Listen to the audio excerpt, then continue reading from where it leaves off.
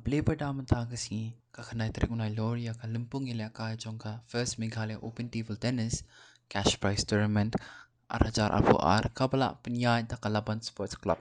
Hakani kasi kalawan ban ya dan lang ringkat da iba Edward karwan lang rang ba snong Laban kum ukong san uba Remus wa lang kum sembut kong san bat uba sami mertong President Laban Sports Club kilong kupa bat ki nong isimbenta bat ki ba ki bala one saki ya kani ka jingile kai hakan kasi.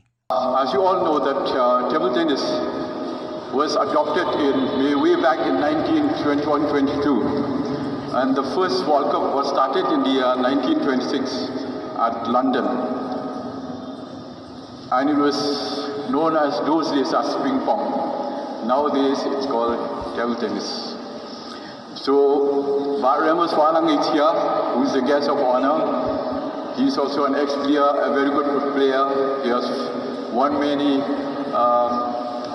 trophies, not only as an individual, for the state also. He started his career, he told me that way back in the 1979 till in the mid-90s.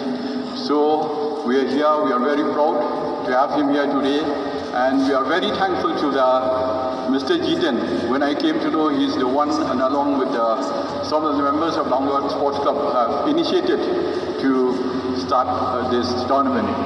They are